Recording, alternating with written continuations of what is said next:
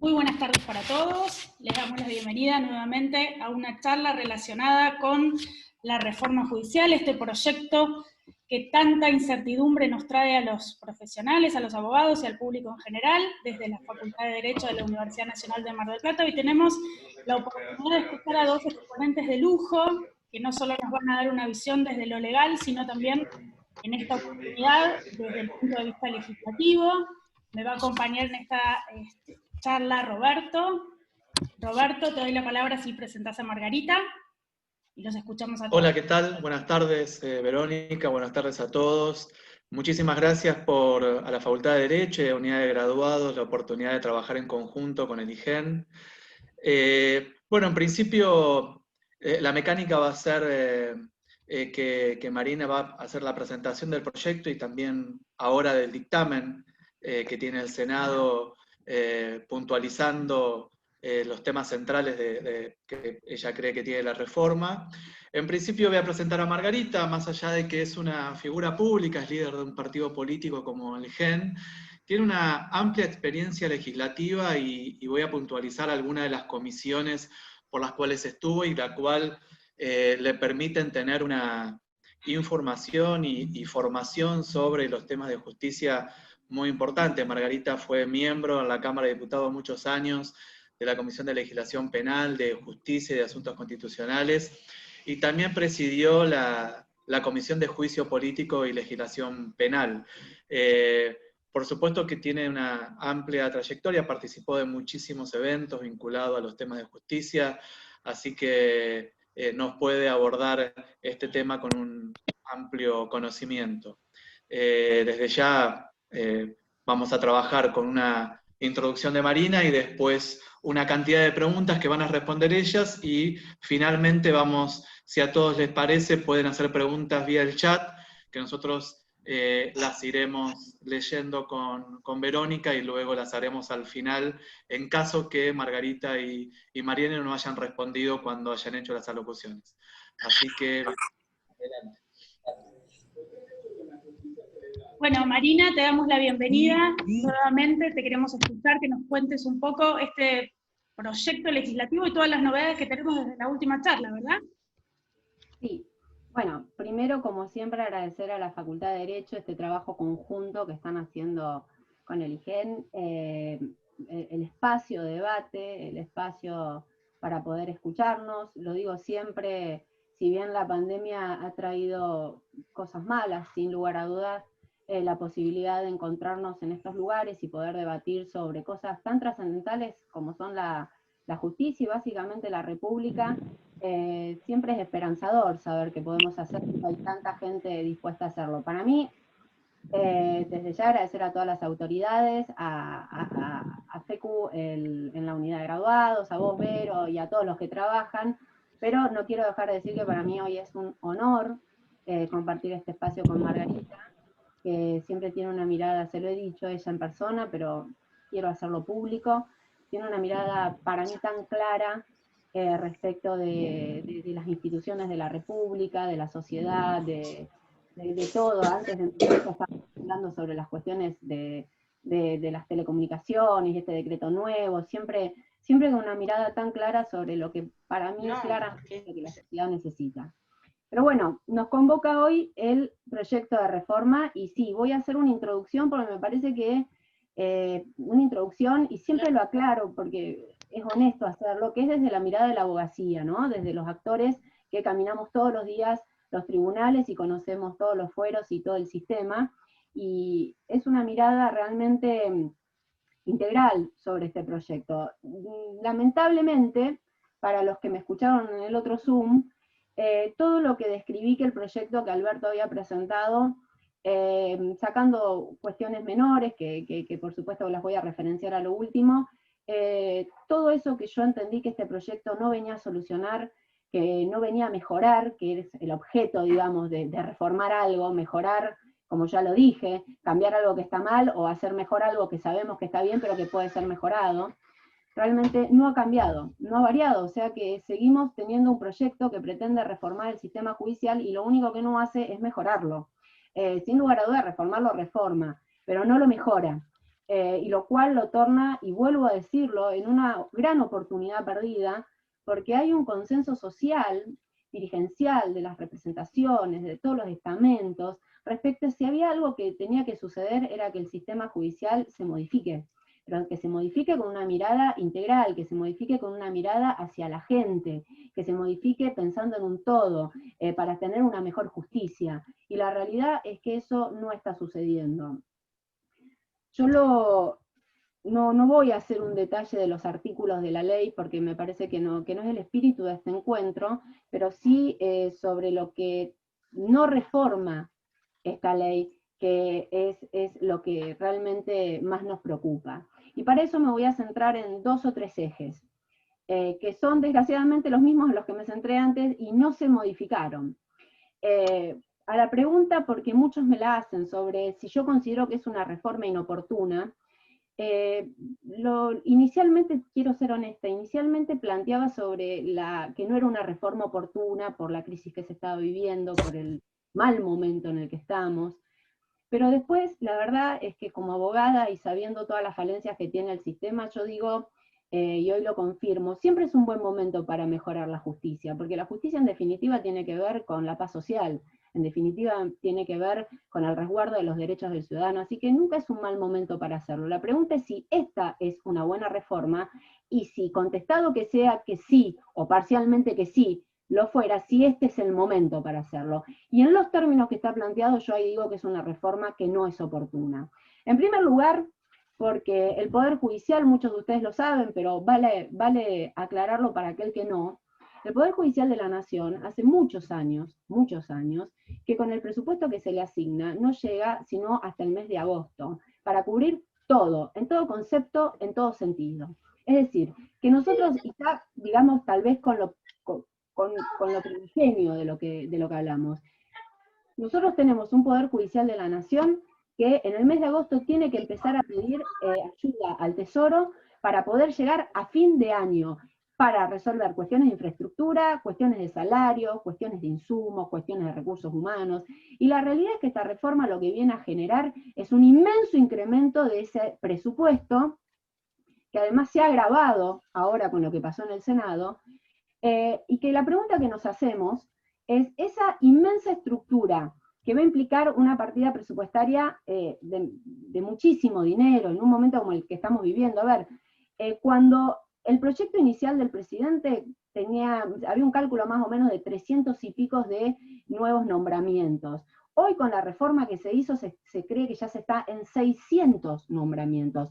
El inicial se estaba entre 3.000 o 4.000 millones, 5.000, depende de los factores que se tomaran en cuenta, anuales, y que no es una foto instantánea, digamos, eso era el hoy, no es que se quedaba así. Entonces, nosotros tenemos un serio problema presupuestario que aqueja al Poder Judicial de la Nación, que no llega hasta el mes de agosto, y se genera toda una estructura que incrementa, vamos a ser generosos, en 4.000, ya sabemos que no, porque ya se duplicó el número de cargos, pero vamos a mantenernos, que si bien en el Senado se habla de 1.900 millones, eso sin lugar a dudas se debe haber tenido en cuenta algún factor aislado, nunca en la integralidad. Entonces la verdad es que la primera pregunta que nos hacemos es, si vienen a reformar el sistema judicial, lo primero, ¿no sería resolver el problema que está teniendo el Poder Judicial, que es presupuestariamente no puede llegar sino hasta el mes de agosto? La pregunta es, ¿este proyecto resuelve ese problema presupuestario? No, no lo resuelve. Entonces, volvemos al principio. Este es un proyecto que no reforma los verdaderos problemas del sistema judicial. Y me parece que hay algo que es importante también decir. Este es un proyecto que viene a modificar el sistema judicial, pero no se confundan, lo que en definitiva vamos a estar hablando no es del sistema, vamos a estar hablando de qué tipo de justicia vamos a tener. Que parecen dos cosas similares o que podrían unirse, pero en realidad no son lo mismo. Bien, yo puedo tener una buena justicia con un sistema al que le tengo que introducir modificaciones, y puedo tener un sistema con una mala justicia. Bien, este sistema no solo no resuelve el problema de funcionamiento presupuestario del Poder Judicial, sino que no mejora el sistema y por tanto nos va a dar una peor justicia. Si eso le sumamos que es un proyecto que no tiene una mirada futura de la justicia, es un proyecto que podría tranquilamente ser el proyecto de hace 50 años atrás. Es un proyecto además que viene a repetir una fórmula dada en la década del 90 que ya se probó que no funcionó, y la muestra de que no funcionó es el mensaje del presidente, que dice que no funciona, que fue la reforma que se hizo en el 90, y que viene a repetir la fórmula.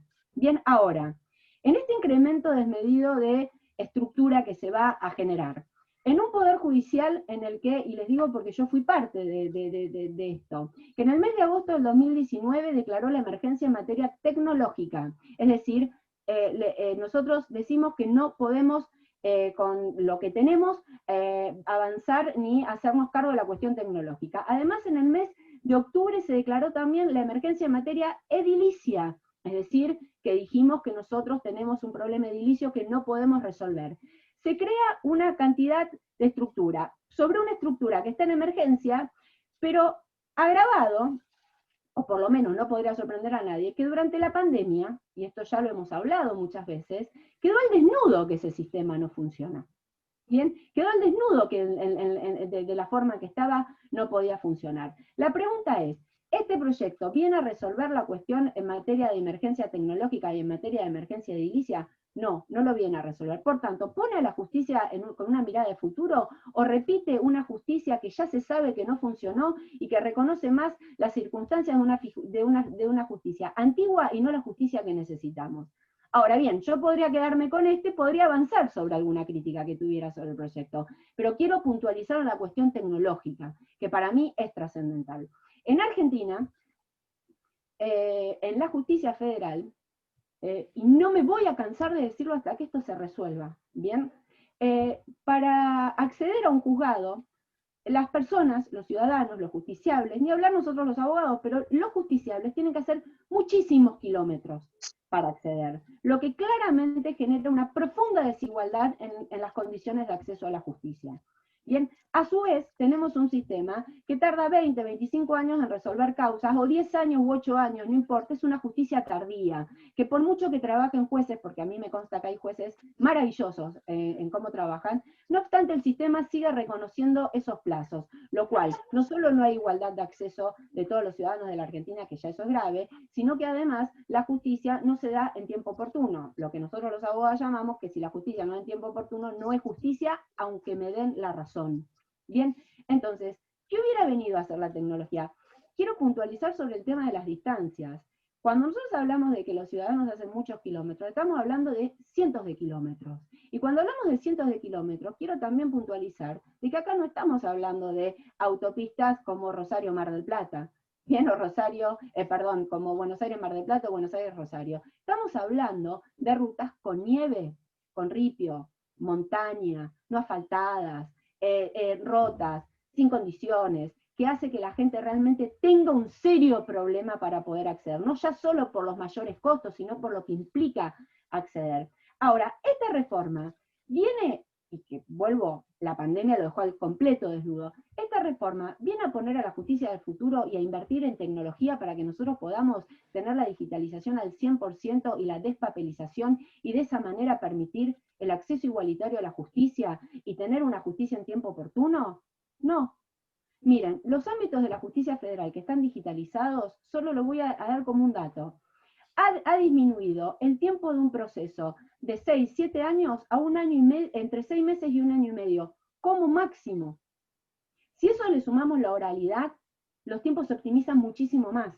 Es decir, que nosotros en la justicia, que seguimos llevando un papel para que nos pongan un sello de goma, pero no a 10 cuadras, a 500 kilómetros, a 1000 kilómetros, ¿bien? Nosotros que seguimos teniendo que hacer esto, este proyecto que viene a resolver en los problemas que tiene el sistema, no resuelve el problema en materia tecnológica. Yo realmente, y lo he dicho hasta el cansancio, quiero que alguien me diga que estoy equivocada y que hay algún artículo que yo sé que no lo hay porque lo estudié detenidamente.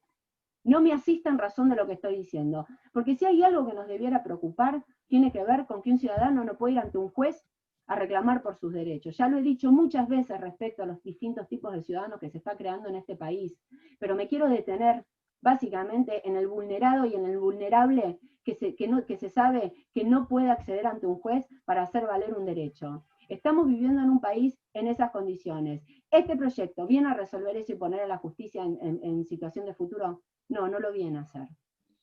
Este proyecto es un proyecto que no tiene una mirada nacional integral.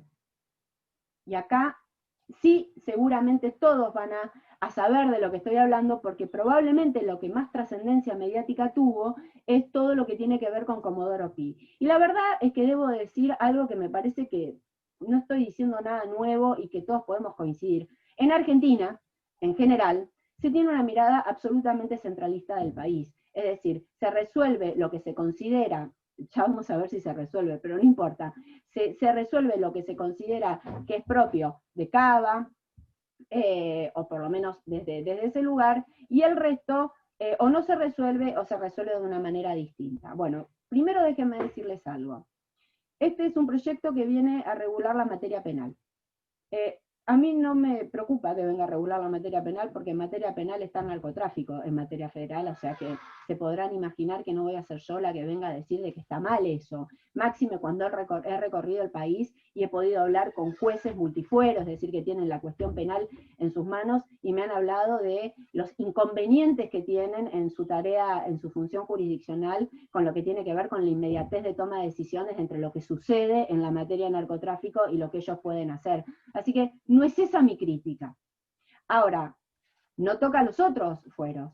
El fuero en donde está el amparo de salud de la persona que está enfermo de cáncer y la obra social no le da su medicación. No trata la cuestión previsional de la persona que trabajó toda su vida, aportó toda su vida y hoy está recibiendo una jubilación que no es la que le corresponde. Es decir, que en primer lugar es un momento en el que se pudo haber aprovechado una reforma de todo lo que importa, bien, que no es solo lo penal y solo se abocó a lo penal.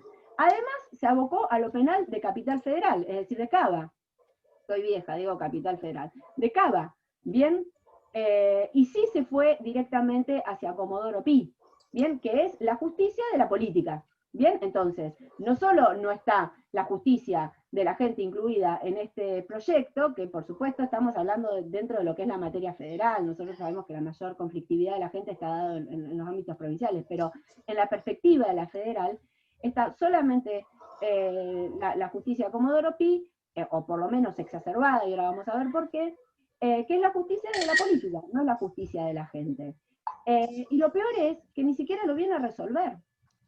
Porque cuando uno, y esto no lo digo yo, lo dijo el presidente hizo una apreciación sobre cuál era su visión de la justicia, siempre lo marcó claramente en lo que tiene que ver en Comodoro Pi, y déjenme decirle desde mi más profundo fuero íntimo, que yo considero y coincido que cualquier concentración de poder da lugar a excesos, así que tampoco esa sería la crítica.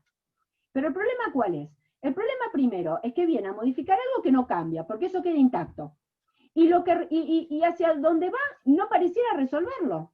Además, generando un contrasentido del propio proceso que ellos plantean, que tiene que ver con un proceso en el que requieren menos jueces y más fiscales, que tiene que ver con toda la materia penal. Entonces, la realidad es, no tiene una mirada nacional, ¿bien? Porque solo datos estadísticos, se crean 26, quedan 46 juzgados en Comodoro Pi, de los cuales se generan 23 nuevos, bien, para 2 millones o 3 millones de personas, no importa. Y después se generan, ya no 94, porque el proyecto inicial del presidente eran 94, ahora son 60 y pico, porque se crearon otros nuevos órganos, que son cámaras y salas. Entonces quedaron 60 y pico de los 90 y 60 y pico de cargos de jueces, de los 90 y pico que entendió el presidente que se necesitaban en el interior del país, bien, nada más que eso, pero fíjense esta diferencia. Para cubrir los cargos, para 42 millones de personas, ese era el dato que faltaba. Pero fíjense la diferencia en esta mirada centralista. Para cubrir los cargos de Comodoro Pi se estableció un mecanismo express, que a partir de la sanción en 10 días tenemos que empezar desde el Consejo de la Magistratura a evaluar los listados que se nos envían para empezar a cubrir, que es otro tema en el que no voy a entrar, pero que está mal dado desde el proyecto la cobertura de cargos y no está bien, es contraria a la ley actual y es contraria a lo que plantea la Corte sobre subrogancias. Pero no importa, estableció un mecanismo express para cubrir Comodoro Pi, pero respecto al interior del país mantuvo todos los procedimientos normales.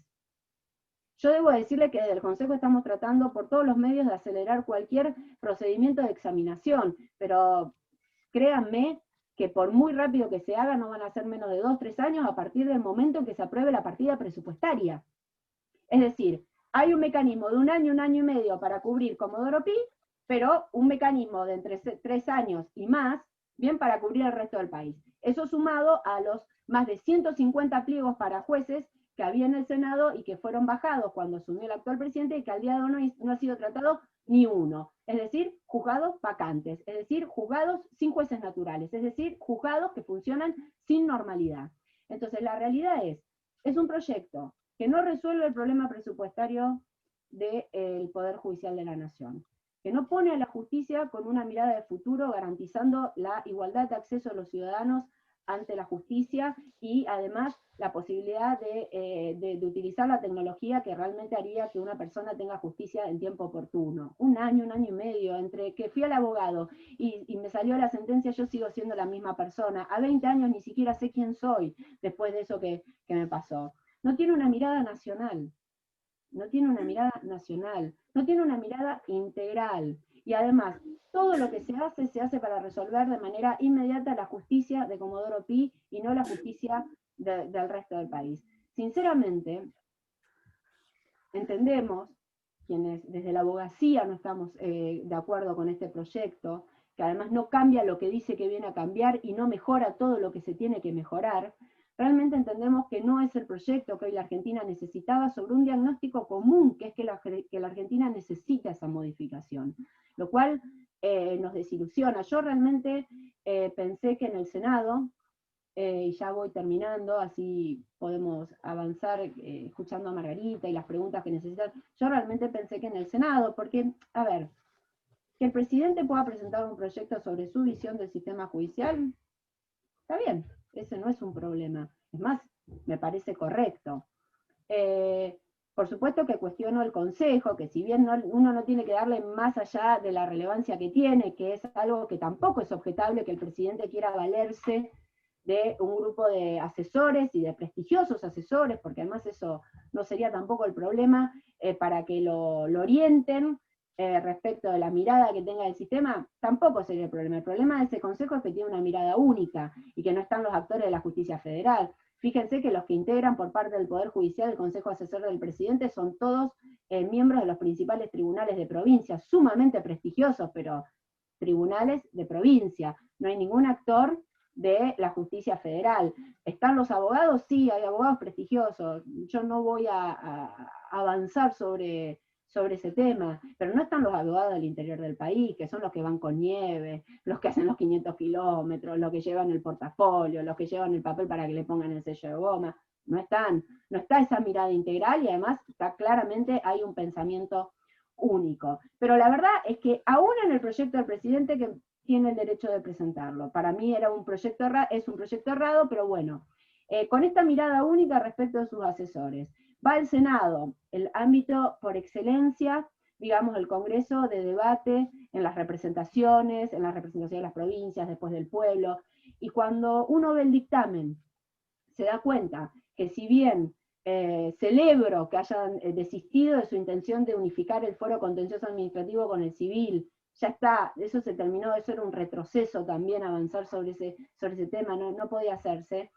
Vemos que sobre lo que se modificó, no se modificó nada de todo esto que estamos hablando, es decir, no se mejoraría la calidad del sistema de justicia teniendo en cuenta al ciudadano como destinatario de él. La verdad es que, si bien en el jueves se trata en sesión, pero uno ya ha podido ver el dictamen, realmente terminamos desilusionando más, porque bueno, listo, no lo evaluó él, pero sí lo van a evaluar en el Senado, sí van a escuchar. Además, déjenme decir algo y realmente trato de cerrar con esto. En el Senado fueron todos los expositores que fueron, la inmensa mayoría le hizo saber a los senadores del oficialismo y al presidente que no era un buen proyecto, pero no es que lo hicieron saber quienes alguien podría decir de algún lugar que es una caprichosa oposición. No, aún aquellos que son afines ideológicamente les dijeron que no era un buen proyecto.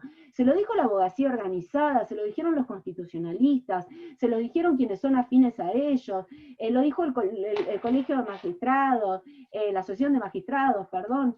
Entonces la realidad es, ¿a quién están escuchando? ¿A quién están escuchando que avanzan en estos términos?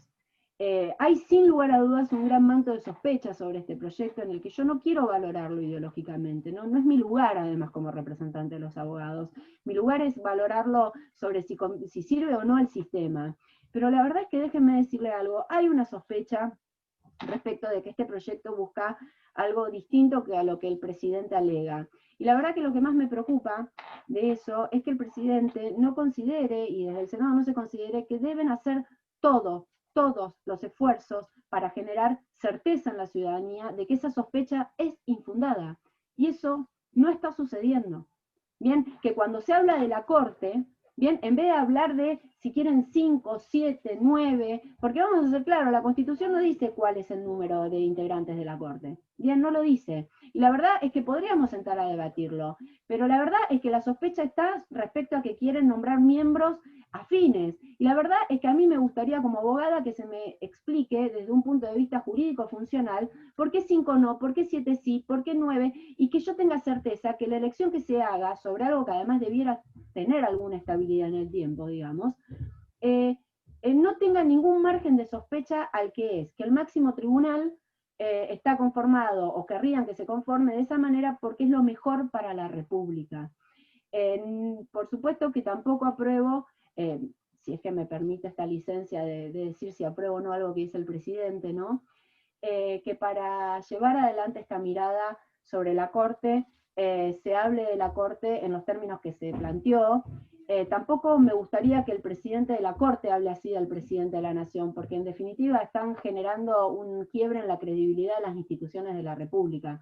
Así que me gustaría que cualquier intento de reforma que se haga sobre las cabezas de la República y sobre nuestras máximas instituciones se haga con el respeto que el pueblo merece y sin generar ningún quiebre en la credibilidad sobre ellas, ni muchísimo menos un quiebre en el vínculo de confianza. Ojalá, espero realmente que se pueda introducir las miradas que tenemos respecto a lo que el sistema necesita. Veremos qué pasa en el Senado, todo hace suponer que va a avanzar en el mismo sentido, y bueno, veremos qué pasa en diputados.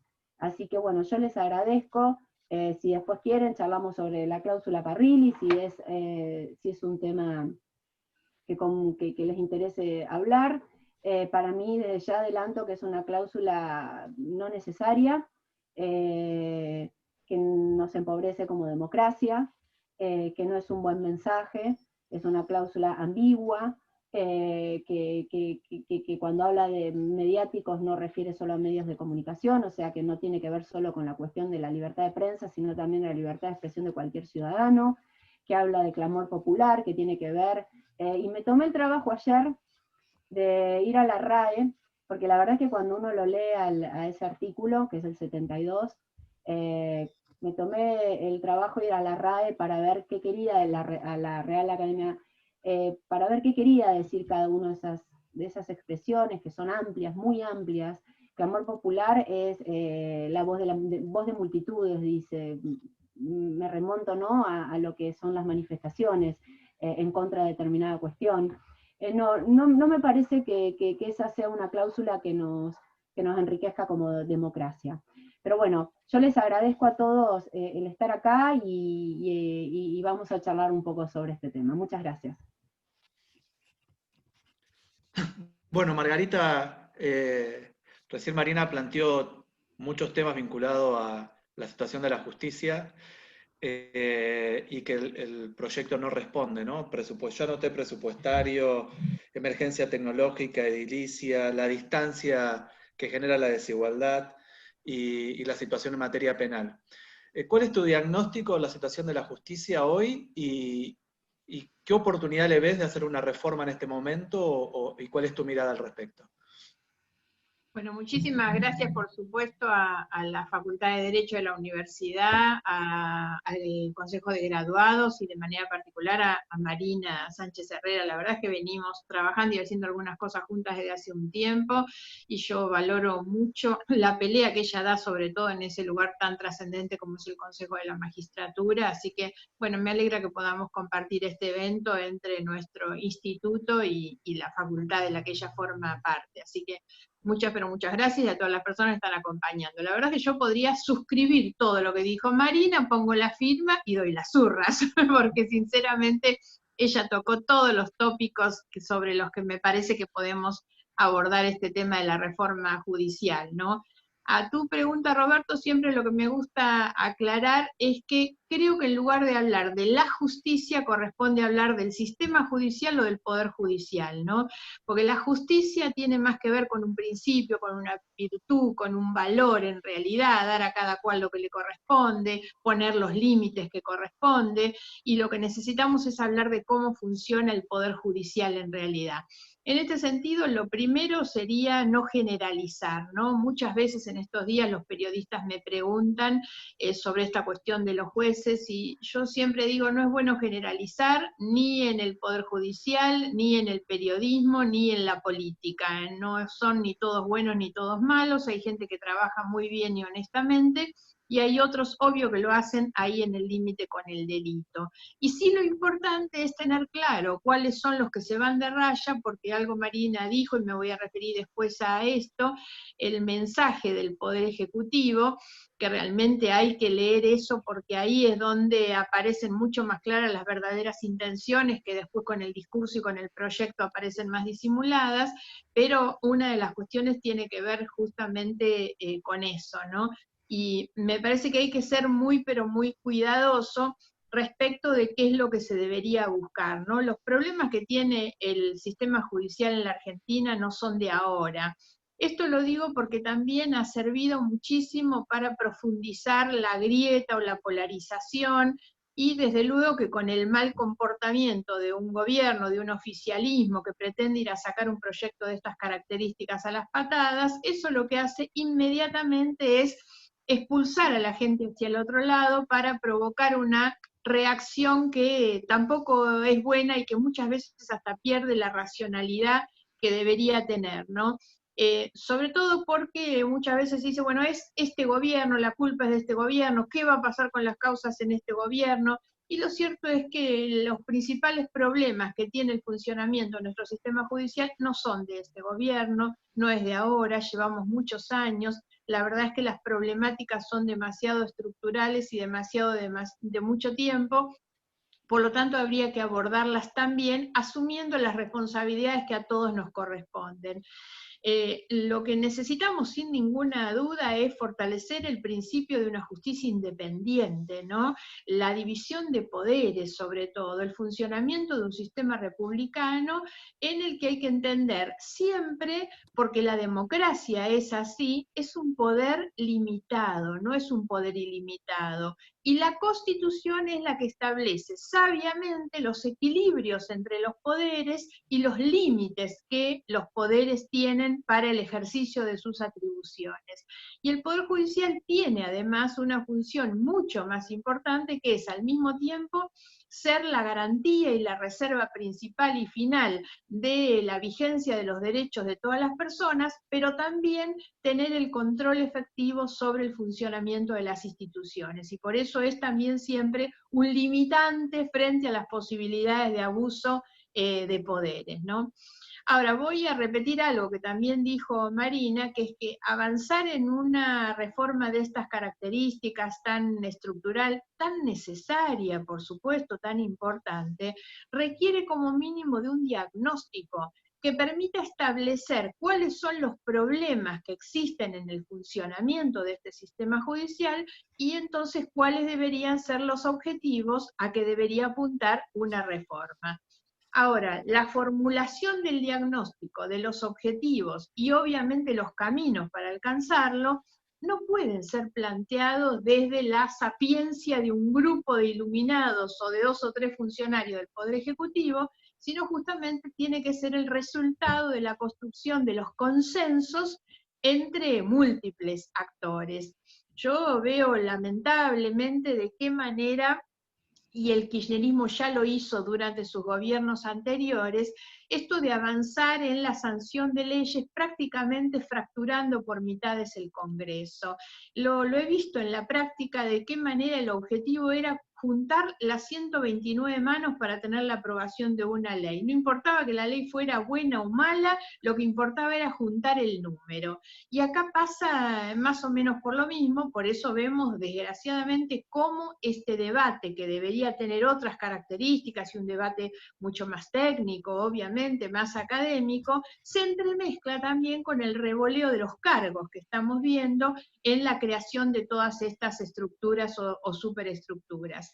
Entonces, se fractura al Congreso y no nos importa que salga por la mitad, con los votos suficientes y listo, eso es lo que están buscando y lo que les conforma, y esto se traslada además a una fractura de la sociedad cada vez más grande, los que están de un lado y los que están del otro, y sinceramente creo que hay que ser mucho más cuidadoso con esta cuestión. Después puedo volver un poquito más sobre esto, quiero avanzar sobre el tema del diagnóstico, porque yo tengo trazado a esta altura de mi vida medianamente un diagnóstico que es bastante coincidente con distintos estudios que se han hecho, y siempre planteo, bueno, cuáles son los problemas, los ítems que a mi juicio deberían resolverse en una reforma del sistema judicial. El primero es la lentitud vinculada con la ineficacia, la falta de resultados concretos, ¿no? Y esto tiene que ver con la justicia de todos los días, la justicia para los millones de personas que van a los tribunales a reclamar por el reconocimiento de algún derecho, y también, obviamente, lo que significa con el esclarecimiento de delitos, la aplicación de las condenas, el cumplimiento de las mismas, porque también es cierto, cuando se analiza en relación a las causas donde se investiga la corrupción, el promedio de duración en la Argentina es de 14 años. Solo el 2% de las causas donde se investiga la corrupción llegan a tener al momento de la sentencia, y solo el 1% llega a tener condena. Y no son, obviamente, los más importantes. Entonces, hay que poner el foco tanto en lo que hace a un sistema judicial para el ciudadano común y de a pie que va a los tribunales, una mujer para conseguir una cuota alimentaria o la actualización, o un trabajador para una indemnización, como también para todas aquellas cuestiones que tienen que ver con la sanción de los delitos y la garantía de no impunidad. Después podemos volver a hablar de esto también. Y el otro aspecto que tiene el funcionamiento del sistema judicial es la poca transparencia, con un sistema plagado de privilegios para quienes están dentro de ese sector, la baja credibilidad. No es casual que 8 de cada 10 argentinos no creen su sistema de justicia. Entonces, cualquier diagnóstico lo que debería establecer son los puntos. Yo siempre digo, expongo los míos, no necesariamente son estos, pero justamente el consenso se debe reunir, primero que nada, en torno a cuáles son los problemas y por lo tanto los objetivos de aquello que se debe alcanzar. Cómo resolver este tema tan complejo de la desconfianza social. No hay duda entonces que es mucho lo que hay por cambiar, pero coincidiendo absolutamente con lo que dijo Marina, no es con esta reforma. Es muy difícil encontrar en esta reforma realmente las herramientas para poder transformar todas aquellas cuestiones que creemos que no funcionan bien. Y algo, reiterando también que planteaba ella, una reforma también es un buen momento, sobre todo hoy, en medio de esta situación que estamos viviendo, de qué manera la tecnología se ha incorporado en nuestras vidas, de manera, yo creo que definitiva y muy fuerte. Bueno, ¿por qué no pensar también en incorporar la tecnología para alcanzar una justicia digital, que por supuesto lo primero que mejoraría sería la agilidad procedimental, ¿no? Como dijo Marina, todavía tenemos un sistema de papelerías, hay tribunales donde los expedientes se siguen cosiendo. Yo fui meritoria en los tribunales hace 40 años atrás, y muchos más, y cosíamos los tribunales con aguja e hilo, violín. Bueno, en muchos lugares todavía esto sigue existiendo. Es inconcebible en el siglo XXI que esto sea de esta manera. Y por supuesto las otras modificaciones que se deberían hacer respecto de los procedimientos, cómo hacer para agilizar los procedimientos y efectivamente entonces que pueda haber un acceso a la justicia. Respecto de la oportunidad que también planteaba Roberto y algo habló Marina de esto, yo no me quedaría tanto en la cosa de la oportunidad. He escuchado muchas opiniones en contra de la oportunidad, pero creo también, como dijo Marina, creo que dijo algo así como una reforma tan importante como esta siempre debería ser oportuna. Por lo tanto, mi queja en este sentido no va tanto al momento, sino a la forma. Y la forma tiene que ver fundamentalmente con el apuro, ¿no? Porque anunciar un proyecto de estas características y 3 semanas después tener un dictamen en el Senado para tratar de aprobarlo con la mayoría ajustada como se va a hacer, eso es lo que nos está demostrando que no es el momento. Pero no, que no es el momento para que se empiece a trabajar, no es el momento para sacarlo de esta manera. Hubiera estado muy bien que se conformara un grupo de trabajo con la amplitud que debería tener. Yo, más allá de los conflictos de intereses que efectivamente afectan a algunos de los miembros del Consejo Consultivo, porque tienen conflictos de intereses clarísimos para estar en ese lugar, me agravia más los que no están. Es un consejo conformado por los 11 notables que son de la confianza del presidente, que es quien los nombra, y no están en ese consejo ni los representantes de los jueces, ni de los fiscales, ni de los defensores, ni de los empleados de la justicia, ni de los colegios de abogados, ni de la Federación de Colegios de Abogados, ni de las universidades, ni de las academias de derecho, todos esos no están. Y la verdad es que se debería hacer con todas esas representaciones, que es lo que le daría otra legitimidad al trabajo y obviamente al resultado también, ¿no? Sumado a un tema de casi simultaneidad que me pareció tremendamente contradictorio, que es en el mismo momento que el presidente hace el anuncio, envía el proyecto que ingresa, se crea un consejo consultivo que va a tener que dar una opinión dentro de 90 días. Es como bastante contradictoria esta cuestión cuando se hace un consejo consultivo, que si bien está destinado a opinar sobre la Corte, el Ministerio Público, el Consejo de la Magistratura, tampoco hay miembros del Consejo de la Magistratura, que la verdad, esto se constituye cuando el proyecto ya está en debate, tiene bastante un contrasentido, digamos. Entonces, creo que no es menor, y esta es la objeción principal que estoy haciendo, que es a la forma en que se quiere llevar adelante una reforma que debería ser obviamente mucho más importante, mucho más abarcativa también. Bueno, dejo acá para no hacerlo más largo y quedo a la espera de cualquier otra pregunta. Margarita, sumo un concepto a todo lo que acabas de decir, que por supuesto adhiero. La tecnología, además de igualarnos en el acceso a la justicia, que ya eso sería todo.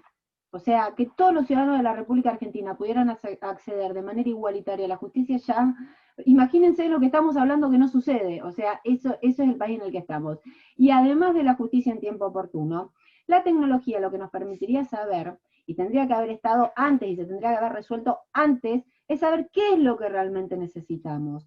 Porque cuando vos optimizás a través de tecnología, a lo mejor no necesitas 10, a lo mejor necesitas 2, a lo mejor necesitas 4, y a lo mejor no necesitas a tantos kilómetros o de tanta manera.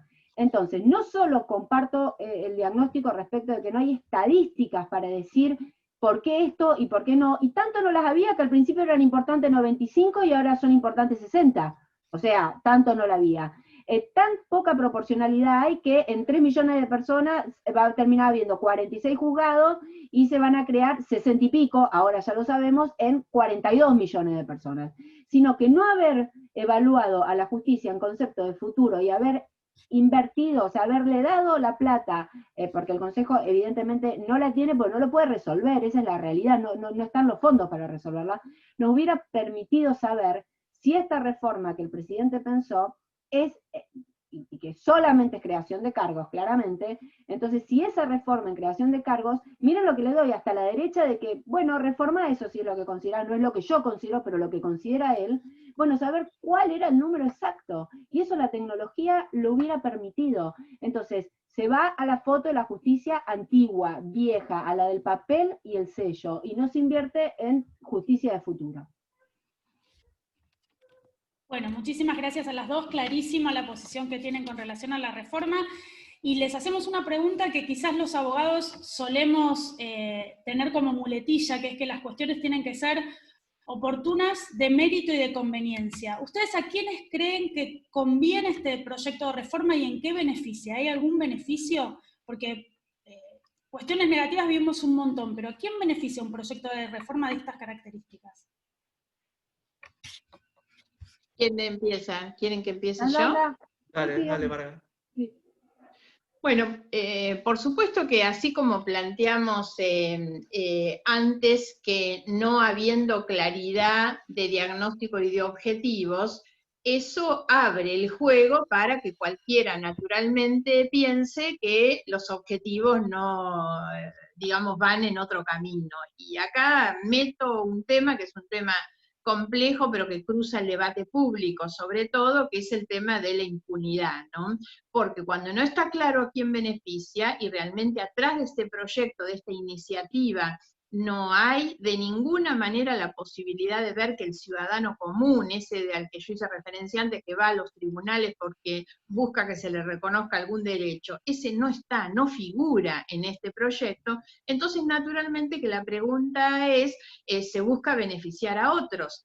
Cuando se ha elegido reformar el fuero penal federal, Marina algo dijo de esto, ese es el fuero donde tramitan las causas de los poderosos, de narcotráfico y de corrupción. Entonces, obviamente que los que van a estar beneficiados van a ser esos. La sociedad es la víctima de los delitos de corrupción, pero no está pensado justamente para atender esa situación. Y en esto quiero pararme para decir tres cosas que voy a tratar de plantear casi telegráficamente, en un sentido en el que prácticamente no se ha abordado la cuestión y no ha sido demasiado leído o comentado, que es el mensaje presidencial cuando eleva el proyecto. Es tremendamente peligroso, tremendamente peligroso. El presidente dice ahí, firmado por él en su mensaje, que a partir del año 2015 en la Argentina se impulsaron causas penales contra opositores, obteniendo medidas cautelares que violaban el principio de inocencia y de defensa en juicio. Hace una crítica muy fuerte y sobre esto tres observaciones. La primera es que si hay, como lo hay en el mensaje del presidente, una crítica muy fuerte a la actuación de algunos jueces, la verdad es que están los procedimientos para ir en contra de los jueces que actúan mal, porque para algo tenemos reglamentariamente, constitucionalmente, un procedimiento para enjuiciar a los jueces y en tal caso destituirlos. Por lo tanto, esa crítica debería canalizarse de otra manera y no a través de este proyecto que tampoco va a resolver eso. En el medio de todas estas cuestiones está Ollarvide, la verdad es que hay tantas cosas como para decir estos señores no vienen a criticar ahora el sistema de justicia, que claramente en su mensaje, insisto, muy peligrosamente, ubica desde el 2015 en adelante. La otra cuestión es que cuando leemos lo que el presidente dice, eso suena claramente al alegato de un abogado defensor que está pidiendo la nulidad de un procedimiento por encontrarlo viciado. O sea, el presidente lo que ha hecho con esa opinión que firma es atribuirse él el conocimiento de causas pendientes, de causas judiciales existentes, algo que tiene absolutamente prohibido por la Constitución Nacional. Es tremendo lo que el presidente hace. Y tener en cuenta la otra cosa, porque él dice, armaron causas o impulsaron causas contra opositores. No, señor, no armaron causas contra opositores. Las causas que tramitan en la justicia son contra exfuncionarios que están investigados por delitos de corrupción que se cometieron, no porque sean opositores. Y mucho cuidado con esto, porque además esos exfuncionarios investigados tienen juicios pendientes. Entonces, ¿qué es esto del presidente de meterse a opinar sobre causas pendientes que están en juicio con personas que han sido procesadas con procesamientos confirmados en más de una causa, por supuesto, y el presidente sale a decir esto? Entonces, insisto que me parece un elemento muy peligroso, como me ha parecido muy, pero muy peligroso cada vez que el presidente, desde que asumió, se pone el traje de profesor de Derecho Penal para salir a decir hay persecución contra los exfuncionarios, no hay pruebas en las causas, la verdad, que son mentiras tremendas, pero que obviamente eso fue demostrando una intencionalidad y un contexto que es en el que hoy hay que leer la reforma. La reforma esta no se puede leer solamente mirando el proyecto o el mensaje o el dictamen. Hay que leer un contexto que tiene que ver con esto. Un presidente de la nación que dice, no, no hay razón para investigar a la señora, no hay razón para investigar a la hija de la señora, a la que todos vimos que se le salían los millones de dólares de su caja de seguridad, ¿no? No me quiero meter demasiado en esto, pero lo digo en el marco de lo que significa, y frente a la pregunta, obvio, de a quién beneficia, al ciudadano común tengan por seguro que no. Y mi temor, obviamente, es que esto va a beneficiar a los sectores de poder, dentro de los cuales están los que fueron funcionarios del gobierno anterior. Sí, la verdad es que, a ver, en esto que dijo Margarita último, a ver, yo tengo mi opinión respecto de qué creo yo o para qué está hecho, pero me parece que puntualizar sobre para quién no está hecho es tal vez la gravedad de por qué este proyecto de reforma o esta reforma planteada por el gobierno no es la que debiera ser. Lisa y sencillamente porque no beneficia al pueblo. Toda la actividad del Estado, todas las políticas de Estado, todas las funciones del Estado tienen como finalidad única y última satisfacer el interés general y mantener la paz social. Y este proyecto no avanza sobre eso, porque hoy ya hay un vínculo quebrado entre la sociedad y la justicia. No es que lo diga yo, no soy una erudita. Cualquier encuesta nos ubica a todos los actores del sistema, no me corro. A todos los actores del sistema nos ubican entre las peores imágenes que tiene la sociedad respecto a las instituciones argentinas, y en eso estamos directamente involucrados todos los que formamos parte de la justicia, porque también lo somos los abogados y ese es el Poder Judicial. Entonces, si este proyecto no resuelve y no está puesto en la mirada de resolver los problemas de la sociedad, es un proyecto que no puede ser. Evidentemente, tiene otra mirada. Y vuelvo al concepto anterior, u otro para qué. Y vuelvo al concepto anterior. Si hay, y es distinta a la sospecha que hoy tiene la sociedad, o parte, no la sociedad, no quiero ser irrespetuosa, parte de la sociedad respecto de a qué viene a resolver este proyecto, es una obligación del presidente de la Nación, como redactor del proyecto, y de todos quienes son los legisladores oficialistas, de correr esa sospecha sobre la sociedad. Después nos puede gustar más o menos una mirada, porque a mí no me asusta la mirada, porque yo no tengo la mirada que tiene el oficialismo sobre la justicia. Y eventualmente sí, mucha gente que tiene la mirada que yo tengo, eventualmente si pudiera hacer algo para que esa mirada sea la de la justicia, estaría bien. Pero acá lo importante es que eso sea no en detrimento, ya no solo por la letra, sino por la mirada que tiene la sociedad, sino que sea algo positivo, que todos entendamos de que estamos por algo mejor. Eso no sucede, la mirada es de sospecha, por supuesto que la sospecha está dada en esto que además ha sido un tema recurrente por parte del oficialismo que tiene que ver con la justicia puntualmente. Lo dijo Alberto, yo no lo oculté en la campaña, es cierto, no lo ocultó en la campaña, siempre se habló sobre el tema, así que a nadie nos asombra que vengan a plantear reforma. Lo que nos parece es que todas las reformas que están planteando no tienen que ver con la justicia que la gente necesita, y ellos prometieron que iban a resolver los problemas de la gente. Entonces, no es esta la reforma judicial que necesitamos para resolver los problemas de la gente. Si resuelve los problemas de alguien distinto al de la gente, está mal. No hay valoración posible a eso. Lo que sin lugar a dudas podemos valorar negativamente es que no viene a resolver los problemas del ciudadano argentino. Bueno, si les parece, en parte han planteado el diagnóstico, las alternativas a una situación como esta, están planteando en el chat, por ejemplo, además de frenar en el Congreso, hacer fuerza para eso, ¿ustedes creen que es válido, es posible los planteos de inconstitucionalidad que se pueden dar de una posible reforma que salga del Parlamento? ¿Cómo ven esa parte? Mirá, a ver, en estos días estuvo bastante en debate sobre, digamos, las potestades constitucionales de cada uno de los poderes, así que en esto quiero ser muy clara. Hay cuestiones del proyecto que sin lugar a dudas van a dar lugar, o podrían dar lugar, a planteos judiciales y probablemente pudieran prosperar. Por ejemplo, la cobertura de cargos de los nuevos juzgados, si avanzan en el sentido que van, máxime que es absolutamente contrario a lo que la Corte plantea respecto a cómo deben ser cubiertos esos lugares, muy probablemente tenga un planteo judicial y pueda ser acogido.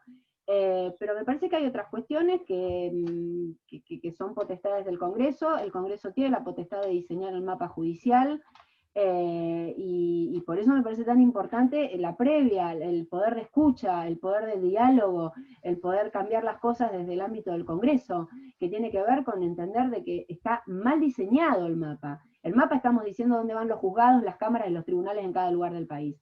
Entonces creo que va a haber cosas que no son cuestionables judicialmente, como es la potestad del Congreso de establecer el mapa de la República Argentina, y creo que hay otras cosas, como claramente la cláusula Parrilli, como claramente la forma de cobertura de los nuevos cargos, y algunas otras cuestiones más que son más técnicas pero no menores, que podrían llegar, desde mi punto de vista, por supuesto, probablemente un juez no lo vea como yo, podrían tener un planteo constitucional.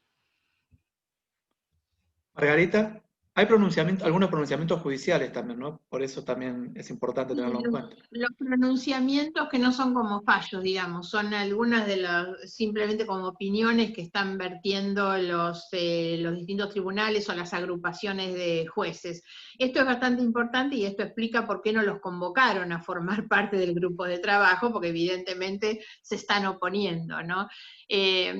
Respecto del tema de la inconstitucionalidad, coincido con lo que dijo Marina, pero yo no esperaría llegar a ese punto. Me parece que hay que hacer una oposición muy fuerte y muy firme ahora, concretamente en diputados.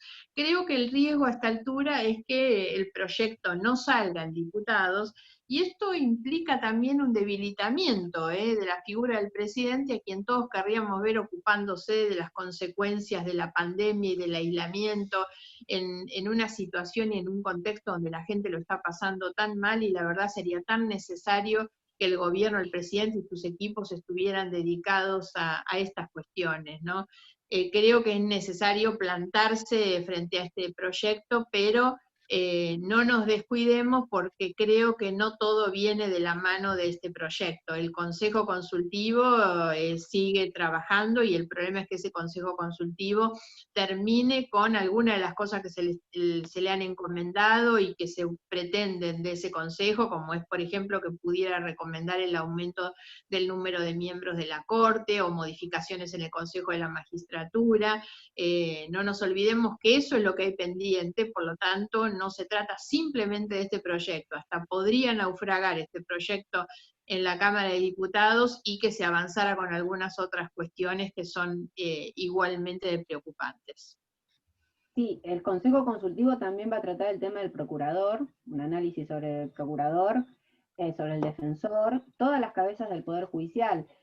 A mí la verdad es que se revise la falta de equilibrio que existe en el Consejo de la Magistratura, me alegraría. Realmente, ese no sería mi mayor. El problema es que pero no pienses que la van a arreglar en el buen sentido para que salga mejor de lo que hay. Exactamente, el punto es que no tenemos en claro hacia dónde va, y me parece que sí es, Marga dijo dos cosas muy importantes. Primero, las acordadas de los jueces. Es un hecho inédito. Miren, yo digo hecho inédito, y la otra vez un camarista federal me corrige, miren de lo que hablamos, me corrige y me dice, no, Marina, no es un hecho inédito, ya con Alfonsín una vez lo hicieron. Bueno, señores, si ustedes creen que del 83 para acá, que 2 veces el Poder Judicial haya salido a través de acordadas a pronunciarse sobre un proyecto de ley, máxime cuando la Corte ha tenido ya un mensaje respecto de que el Poder Judicial no tiene que intrometerse en cuestiones políticas, así lo ha hecho saber, pero que evidentemente el Poder Judicial, frente a esta falta de participación y frente a lo que ellos veían que llevaba adelante este proyecto, hayan hecho algo que no es común de los jueces. Los jueces se jactan, después lo podemos debatir en otro lado, en otro momento, digo, se jactan de decir que ellos hablan solo a través de sentencias, Y esta vez no solo no hablaron a través de sentencias, no lo hicieron desde las asociaciones de magistrados, sacaron una acordada, bien, sobre un proyecto. Es un hecho inédito realmente ese tema. Y bueno, me olvidé la otra, Margarita, no sé, tendrías que volver a decirlo porque me quedé con eso, pero bueno, eso me parece que era importante remarcar de lo que había hecho Margarita. Es un hecho inédito y no es común. Bueno, si algo nos queda claro de lo que nos comentan es que quizás este proyecto de reforma no va acompañado de la realidad. A mí siempre me sorprende, Marina, cuando vos comentás todos los problemas de conectividad que hay en el interior, y muchas de las preguntas que están haciendo los participantes tienen que ver con esto de el expediente electrónico, la despapelización, un término tan complejo, pero que tiende el sistema judicial a esto, y muchos coinciden en el por qué, si el Poder Judicial Federal tiene mayor presupuesto que el de provincia, viene atrasado en ese tema, ¿no? Que es lo que nos pasa a los que ejercemos. Es mucho más difícil introducir el expediente electrónico en el Poder Federal, en la justicia federal, que en provincia. ¿Por qué creen ustedes que pasa esto? Mira, el presupuesto asignado a lo que implicaría esta reforma es muy, pero muy superior al presupuesto que se necesita para llevar a la justicia y resolver todos los problemas en materia de tecnología. Pero la verdad es que yo he tenido la suerte, el honor de poder recorrer todo el país, toda la República Argentina, y me parece que es importante puntualizar que cuando uno habla de mapa judicial y uno habla de distancias, y uno habla de conectividad, estamos hablando de provincias que no tienen conectividad, es decir, que aunque lo digitalicemos, tienen problemas serios de conectividad. Es decir, no pueden acceder al sistema de manera directa. Una vez me acuerdo en esto de la mirada centralista, ¿no?, que se tiene de la República Argentina o estatista también en algunas cosas, ¿no?, que yo lo planteé, apenas ingresé, dije, señores, acá hay problemas en la República Argentina, porque no todo el mundo, porque hay problemas de conectividad, y me respondieron, no, el Poder Judicial está todo perfectamente conectado, estoy hablando de la gente, de los abogados, de los ciudadanos.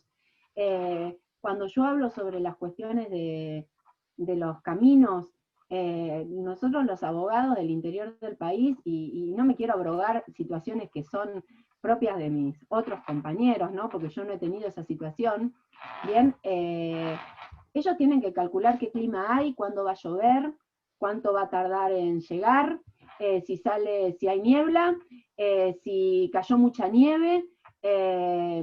Entonces, la realidad es que en Argentina la reforma que se busca implica un presupuesto que es muy superior a lo que se necesita para resolver todas estas cuestiones. Y la realidad es que el problema del presupuesto del Poder Judicial de la Nación, evidentemente, es porque tiene asignado, ustedes saben que casi todos los presupuestos estatales se van más en salarios que en otras cuestiones. De hecho, nosotros declaramos la emergencia tecnológica y edilicia porque no nos alcanzaba la plata para resolver el problema. Entonces, ese tal vez podría ser la respuesta. ¿Dónde está puesto hoy la mayor parte del presupuesto del Poder Judicial de la Nación? Lo que sin lugar a dudas la pandemia nos dejó en claro es dónde no está puesto, y la verdad es que lo que sorprende es que después de una pandemia y un Poder Judicial que tuvo que estar en feria extraordinaria, porque no pudo trabajar, me gusta remarcarlo, porque en este momento además es muy importante, en un Poder Judicial que no pudo trabajar, es decir, se dejaron de cumplir de manera normal una de las 3 funciones esenciales de la República. No es un servicio la función jurisdiccional, es una de las 3 funciones esenciales del Estado. Y la verdad es que sabiendo el serio problema que teníamos, ya lo teníamos, pero parecía que eran los de La Rioja que lo planteaban, o los de Chubut, o los de, bueno, Chubut no es tanto, los de Santa Cruz. No, señores, el país quedó en situación de falta de normalidad. Hoy no se resuelva primero eso para después ver hacia dónde avanzamos. O, si alguien me quiere corregir, por qué en paralelo no se pudo ver todo. Margarita, ¿querés aportar algo? No, nada, me parece que está bien. Bueno, entre las preguntas finales está centralmente pensar cuáles son los pasos a seguir, o muchos preguntan, bueno, ¿qué hacemos si la ley avanza, si está aprobada en diputados, o qué pasa si no se llega a los votos. Digo, en sus palabras finales, nos gustaría, si pueden incluir, ¿cuáles serían para ustedes los pasos a seguir que tienen que tener los ciudadanos que ven que esta ley o este proyecto de ley no debería prosperar en términos de lo que acaban de describir, y las palabras finales que hagan un cierre respecto a esto, ¿no? Porque lo que vemos en las preguntas es, ¿y qué pasa si avanza o qué pasa si prospera? Digo, hay como una especie de, pareciera que este proyecto va, ¿no? Que camina.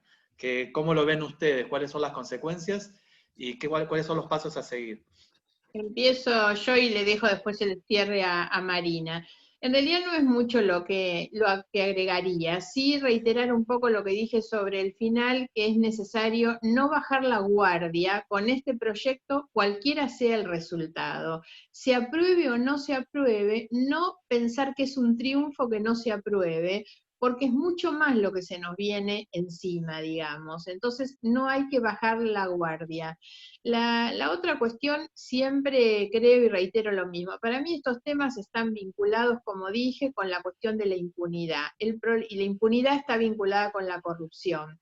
En la Argentina el problema no es la corrupción, sino la impunidad de los corruptos. Hace unos días escuché a Roberto Gargarella en una charla donde Gargarella decía más corrupción e impunidad es más desigualdad. Y esos son los problemas de fondo de la Argentina sobre los que nosotros estamos obligados a reflexionar y sobre los que necesitamos multiplicar las charlas, los intercambios de este tipo, todo lo que se pueda hacer para provocar un mayor estado de conciencia de la ciudadanía, porque lo cierto es que estas cosas pasan, fundamentalmente la corrupción y la impunidad, en el contexto de una sociedad anónima, desinteresada, o que baja los brazos y se resigna.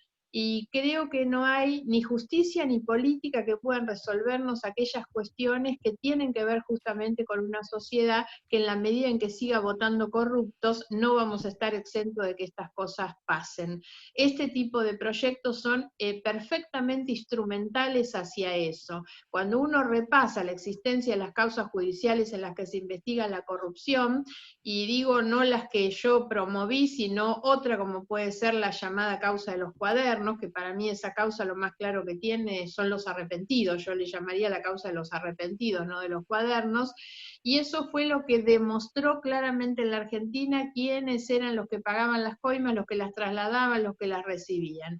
Si ese tipo de cosas no ha logrado conmovernos como ciudadanos, como ciudadanas realmente, para decir, bueno, nunca más, lo que nosotros necesitamos es terminar con la corrupción y con esa mirada tolerante de la sociedad, con esa condición casi aspiracional de los muchos que no condenan, y bueno, porque por ahí alguna otra vez me toca, sinceramente creo que es necesario reconstruir una cultura de valores éticos en nuestra sociedad, y esas cosas no las resuelven los jueces, no las resuelven los legisladores votando.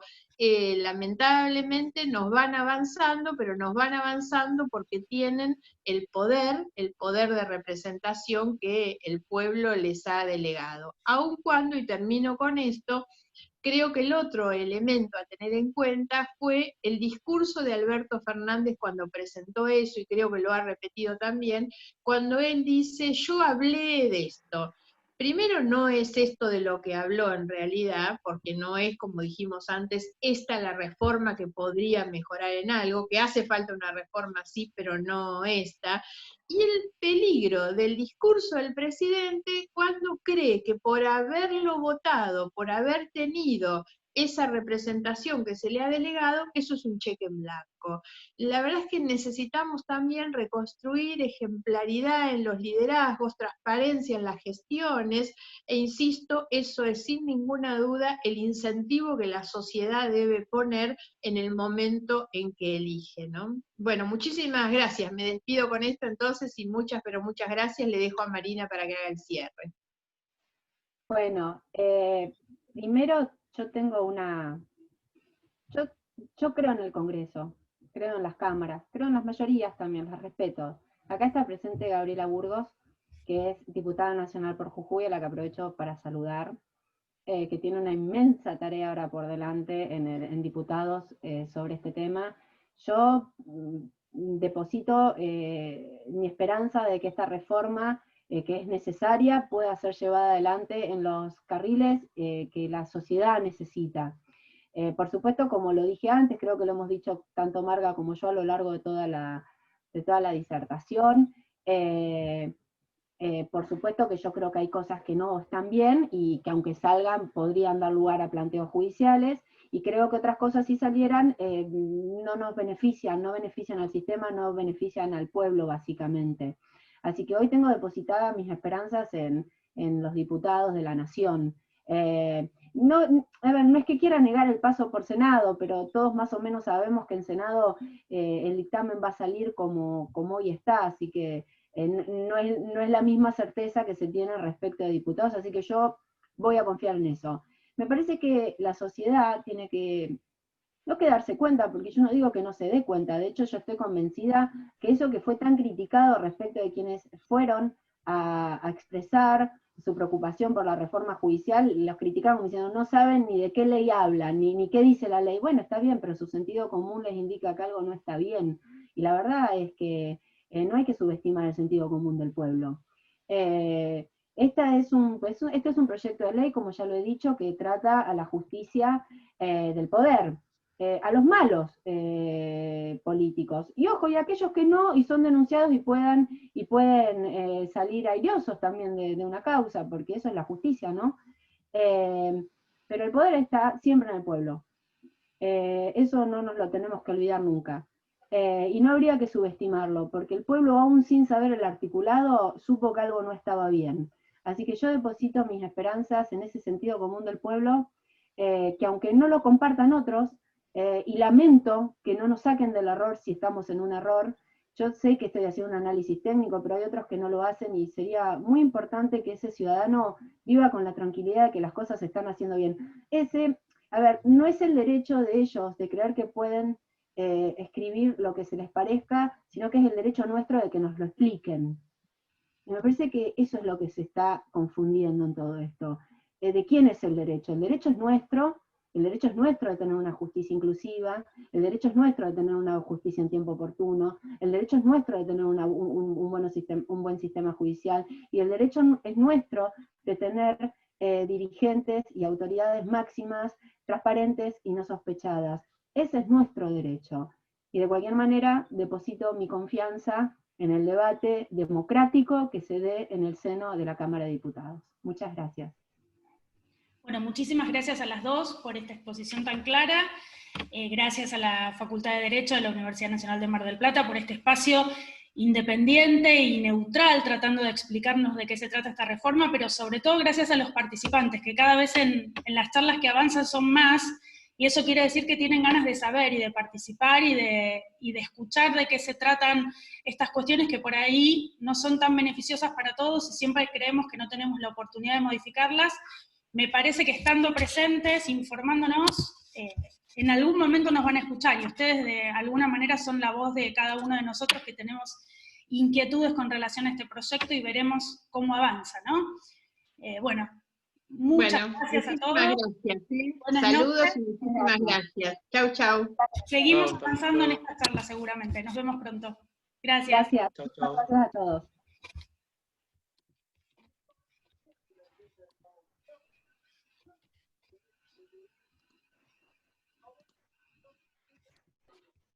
Estuvo bastante buena